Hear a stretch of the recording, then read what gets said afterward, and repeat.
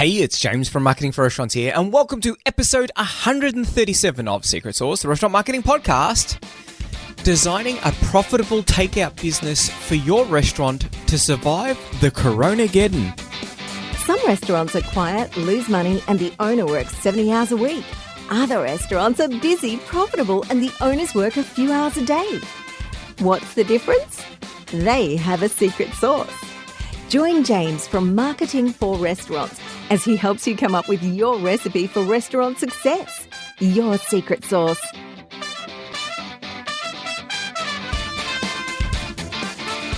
Hey everyone, welcome back to the podcast. Last episode, we talked about some of the quick and dirty marketing campaigns that we've been running because fundamentally, everything has changed in restaurant marketing in the last couple of weeks. And you know, it's interesting when you talk about things like flattening the curve, social distancing, these weren't even concepts that anyone would grasp 2 weeks ago. Now they are on everyone's mind.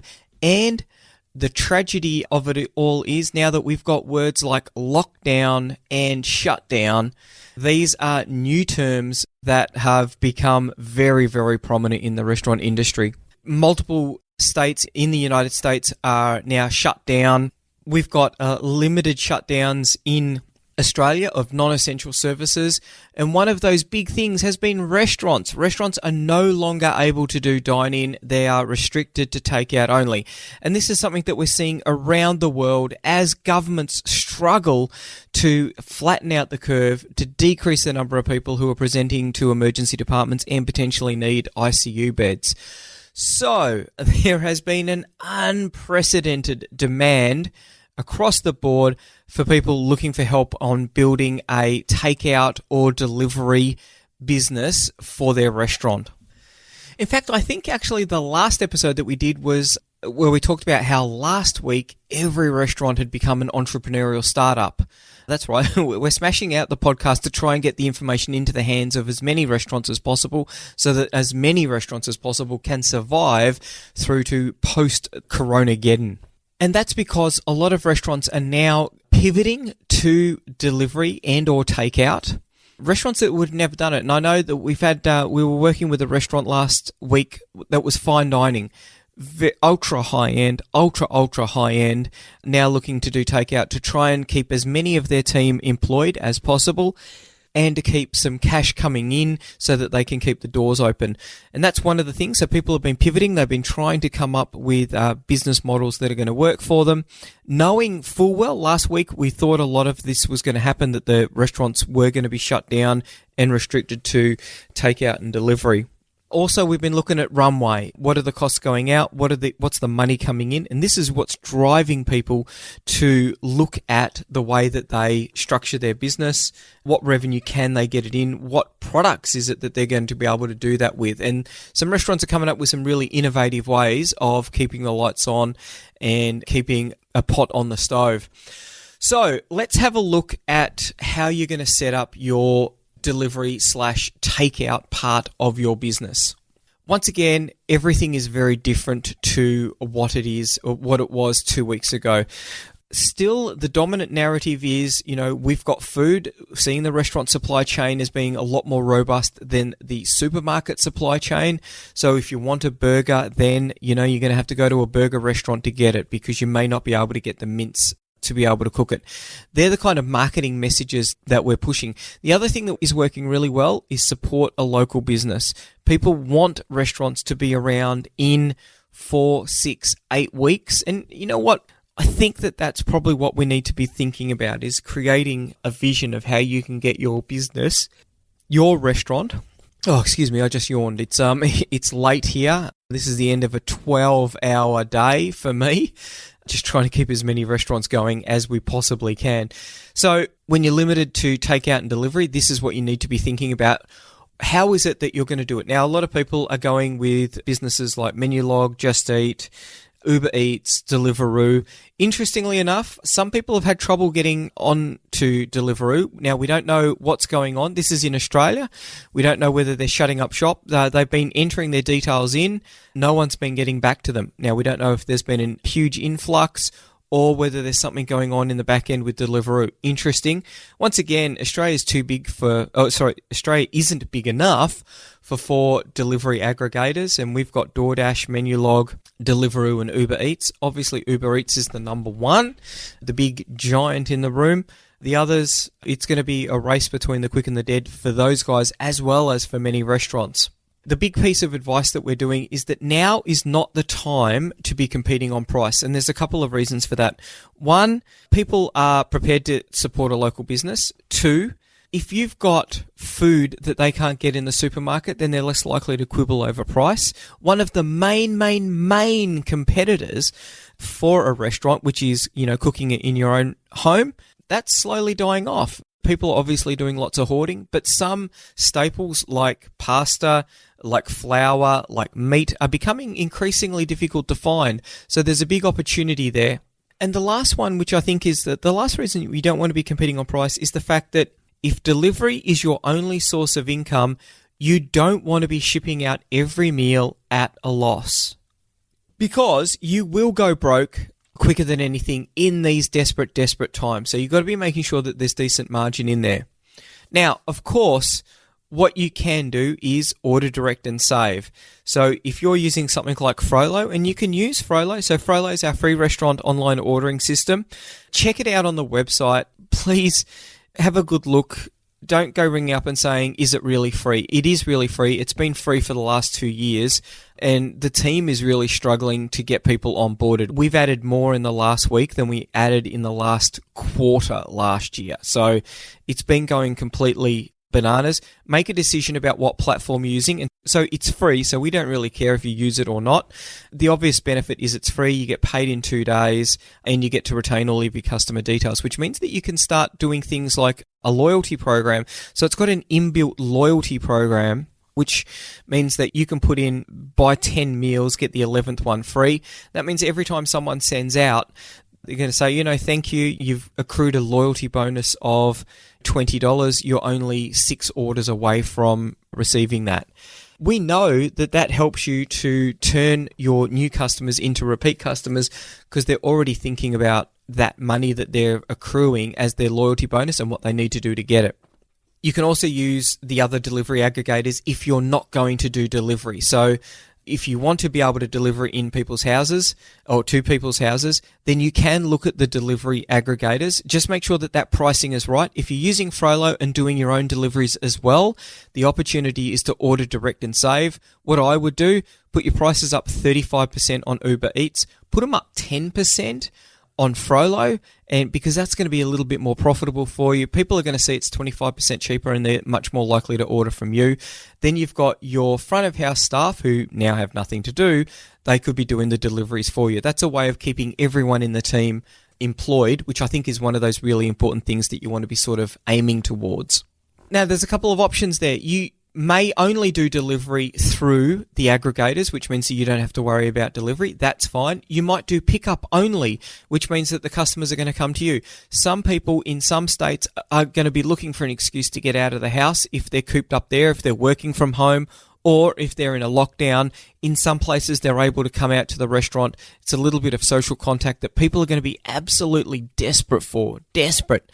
So that might be part of the product. They're actually going to go out, maybe get a bit of sun on their face, maybe get some fresh air, and then, be able to talk to someone for 30 seconds, 60 seconds. And on top of that, they're supporting a local business.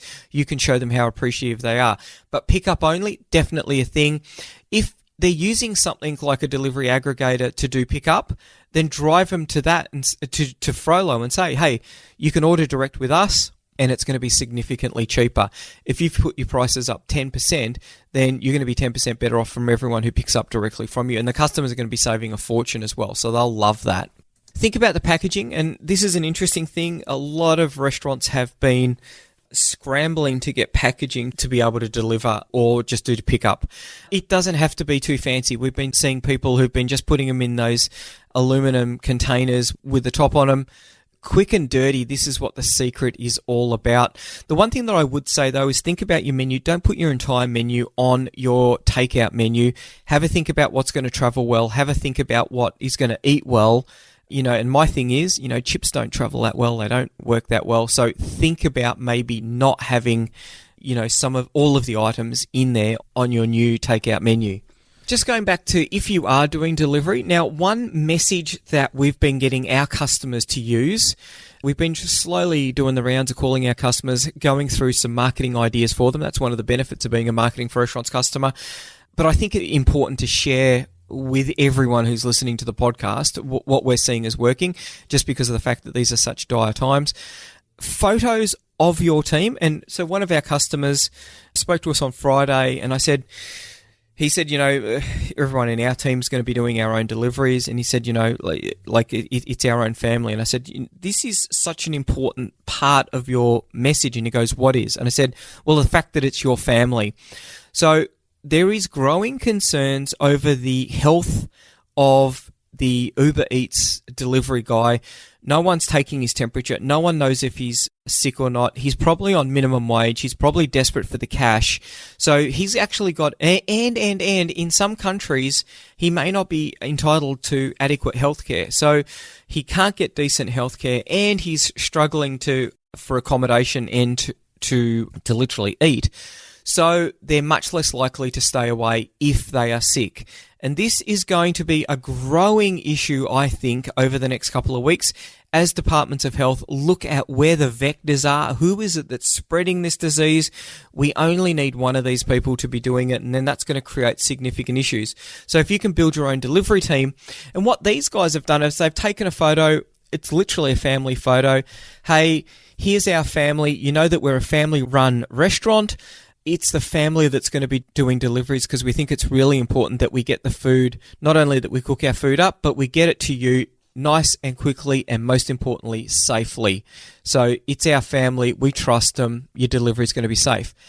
That message has been resonating really well because remember, we talked about in the quick and dirty marketing one, we talked about Maslow's hierarchy of needs. People are now just really worried about if they're going to get sick or not, and getting that food delivered by someone who they don't know.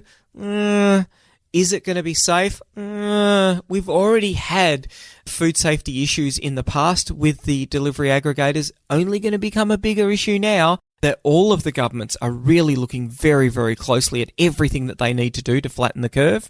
I think it's going to be a big issue. So if you've got your own delivery team, a photo of your delivery team saying, we're ready to bring the food in. All of my guys, they've been working here for a while. We know them. We trust them. Or their family members. We trust them to get the food from us to you safely and quickly. That's a cool message that you can get it out, if you can get it out. Now, a lot of restaurants are pivoting to delivery and takeout right now, which I think is interesting for a couple of reasons. One, some of them are not doing very good at it. Some people are grabbing at it because that's all that is available, when realistically they probably should be shutting. I think over the next 2 weeks, there's going to be a lot more restaurant closures. So a lot closed today in Australia because of the fact that they were told that they could only do takeout or delivery, and many of them said, well, that's not going to work for us. I expect over the next 2 weeks that significantly more restaurants are going to close down that are trying to do takeout, just because of the fact that they can't pivot fast enough, and there's not going to be enough people who actually want to afford a meal. Today, there were 500-metre long queues at Centrelink. If you're not in Australia, that's where you go when you've lost your job to try and get some money out of the government. 500-metre queues. They are people who lost their jobs last week. The queues, I think, are going to be kilometres long tomorrow, as everyone from all of the businesses that shut down today are going there to try and get their money. So those people aren't going to be ordering from a restaurant. I'll tell you that straight up now. They're going to be worried about paying their rent. They're going to be worried about paying their mortgage. So there aren't going to be too many people who are going to be looking for food. That is going to mean that a lot of restaurants are going to close over the next 2 weeks that have a crack at doing delivery and takeout. What that means is that we're going to get a survival of the fittest type of scenario. Those that can last the next 2 weeks are probably going to get to the point where they're going to be able to make enough money to be able to keep the doors open for the next period of time. And this is why cutting your costs are going to be absolutely critical. I think that, so first off, you've got to be hitting your real estate agent up for a rent holiday. spoke to one restaurant today and they said that their landlord said, well, you know what, some people are doing really well, so tough, it is what it is. That's very sad, that's very disappointing. Obviously, some of our customers have had a much better response than that, and I know that some businesses have been given rent holidays for at least a month. That's amazing, and we want to see more of that, I think, in the business community. Money's made round to go round. The message of, help a local business. One other thing that I've seen is, try and order one takeout meal a day. I don't think that's really going to take off because a lot of people are worried about money, but people are going to eat a bit more takeout, I think, as they're looking to A, support their local economy, and B, looking for a little bit different if they're stuck at home. The longer you're able to do that, the more customers that will be coming to you because of the fact that there'll be less restaurants out there. So I think within 2 weeks, we're going to hit a steady state. Those who've lost their job have lost their job. Those who are continuing on are continuing on, and they're going to be ordering, hopefully 3 or 4 times a week. And if you can be in that rotation, you might be able to have enough money to be able to survive. One thing that I think we will see is restaurants ditching their retail premises for a commercial premise where they can increase the amount that they do and pump it out a la dark kitchen style.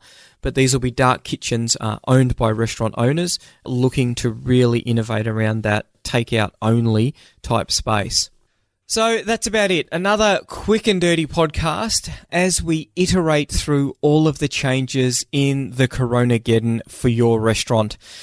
I've got to tell you, it's not all bad news. I had an amazing 45-minute conversation with a restaurant owner. Well, he's not a restaurant owner yet because he hasn't opened yet. He's planning on opening about 3 or 4 weeks. God bless him. And we're going to put an extra special effort in because it's, these guys are like, what, the timing's not great, but, we've got the place, we've got the plan, and we're going with it. And I just think that is completely epic. They've got some stuff that's going to be pretty unique, pretty special, and hopefully they're going to be pretty successful because they're probably the craziest restaurant owners in Australia. They're actually opening a restaurant. That bit of positivity, I've got to tell you, it really lifted me up, and hopefully there's something in your day that can lift you up because I know it is just so dark for so many restaurant owners, so many people who are working in the restaurant industry right now. But we are one day closer to the reopening of society, and I think that's the really big thing. Whatever you did today, hopefully you can do it a little bit better tomorrow, and hopefully we can all get that one day closer together to the reopening of society. That's about it. Stay safe, stay clean, stay socially distanced, and if you're planning to, stay open. Bye. Want more customers for your restaurant, cafe or takeout? Every month, our marketing tools and information are used by thousands of restaurant owners just like you to help them find more customers and turn them into repeat customers. All of our tools and information is designed specifically for restaurant owners. We know you don't have a lot of time to spend marketing or learning complicated procedures, so our tools are quick and easy to use. If you're looking to increase your revenue and profits or want to work less hours, check out marketingforrestaurants.com.